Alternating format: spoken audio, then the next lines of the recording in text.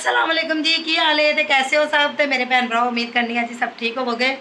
तो तुम सोच रहे होगे कि अज मैं गाना अपलोड नहीं कर रही, इसलिए नहीं कर रही क्योंकि मैं आई अपनी दोस्त के घर। तो मैं सोचा कि मैं अपनी दोस्त को तुहानू मिलवावा, मुलाकात भी होनी चाहिए। रोज़ रोज़ गाने सुन के भी बंदा बोर हो जाता है, तो इसलिए मैं क्या ज़रा ब्रेक होनी चाहिए है। तो जी मेरी दुआ है तुहाडे सब दे नाल, तुसीं खुश रहो, आबाद रहो, हसदे मुस्कुराते रहो। तो इस तरह मेरी वीडियो देखते रहो। वीडियो अगर नहीं भी देखोगे फिर भी खुश रहो, आबाद रहो जी, अपने अपने घर शादो आबाद रहो। तो आओ मैं तुहानू अपनी दोस्त नाल मिलानी हाँ। मेरी दोस्त है, बहुत अच्छी दोस्त है, फ्रेंड है। मैं अपने बुशरा व्लॉग चैनल पर तो वीडियो अपलोड करती रहती सी, लेकिन अज मैं क्या मैं अपने बड़े चैनल पर अपलोड करा। तो यह देखो जी है मेरी दोस्त। हेलो फ्रेंड्स, अस्सलाम वालेकुम। की हाल है तुहाडा? उम्मीद है कि तुम सब ठीक होवोगे। ते आज मैं आई हाँ अपनी बुशरा दोस्त मैं नहीं आई, मैं तेरे चैनल पे आई हाँ। ते मेरी दोस्त मेरे घर आई है, तो मैंने बहुत खुशी हुई है कि मेरी दोस्त मेरे घर आई है। तो मैंने बहुत अच्छा लगा है कि मेरी दोस्त मेरे घर आई है। तो अगे भी असीं मिलते रहने हैं, पर इन्हां दे दूसरे चैनल ते अज तुसीं मैनूं पहली बारी इस चैनल ते वेखण डे जे। ते जी एदा चैनल हैगा है रेनू व्लॉग। ते तुसी भी प्लीज मेरे चैनल पे भी आवो ते तानू अच्छी अच्छी चले जाओ सब चले जाओ आ जाओ सारे ते और हाँ ना मेरे चैनल भी सबसक्राइब करो, जिस तरह तुसी बुशरा नू प्यार देंदे जे इस तरह मैनू भी प्यार दो ताकि मैं भी अगे वध सकां। तुम गाना सुना दे ठीक है जी, मैं गाना भी सुना दूंगी। मैं बहुत अच्छा गाना भी गाती हूं, मेरी आवाज भी बहुत अच्छी है। मेरे नालों ज्यादा अच्छी आवाज है, वैसे मजाक नहीं, सीरियस। ते हां जी ਅਸੀਂ ਇਕੱਠੇ ਕਿਸੇ ਦਿਨ ਗਾਣਾ ਵੀ ਗਾਵਾਂਗੇ। ਤੇ ਇਹ ਦੇਖੋ ਇਹਦੀ ਬੇਟੀ, ਤੁਹਾਨੂੰ ਮੈਂ ਇਹਦੀ ਬੇਟੀ ਨਾਲ ਮਿਲਾਵਾਂ। ਇਹਦੀ ਬੇਟੀ ਰੈਨੂ, ਇਹਦੀ ਬੇਟੀ ਇੱਕ ਹੀ ਬੇਟੀ ਹੈ। ਤੇ ਇਹ ਦੇਖੋ ਮੇਰੀ ਲਾਡੋ ਵੀ ਆਈ ਹੈ।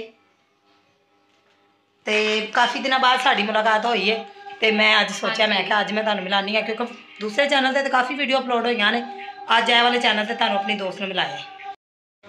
ਤੇ ਦੋਸਤੋ ਚਾय बनाई थी ਇਹਨੇ, चाय मैं पी ਲਈ है, ठीक है।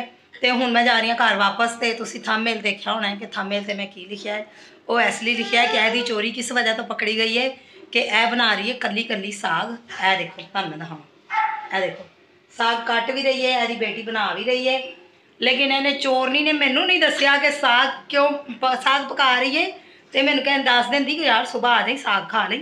हुण कली कली साग पकाएगी मेरे तो चोरी चोरी ते साग खाएगी। इसलिए मैं थंबनेल ते लिखा है कि यूट्यूब की सब तो वड्डी चोरी फड़ी गई। तो हुण तुसीं अपना खुद इंसाफ करना है कि इन्हें वेखो साग मेरे तो चोरी बनाया है, ठीक है। तो चलो जी फिर हुण मैं घर जानी हाँ, घर जाके वीडियो जी बाकी नहीं जी मैनू नहीं सी पता कि अचानक साडा मिलन दा प्लान बन जाएगा। तो इसलिए फिर तो चल तू सुबह आ जावी, मैं तेन सुबह खवा दांगी। और मैं रोज आवांगी इहदा साग खाण लई है। चल फिर मैं किस दिन बनावांगी ना, फिर मैं तेन फोन करांगी, फिर तू आवी। सही है? सही है, चलो नहीं नहीं सही है, सही है। देखो यह चोर नहीं है, वाकई चोर नहीं सही क्या है।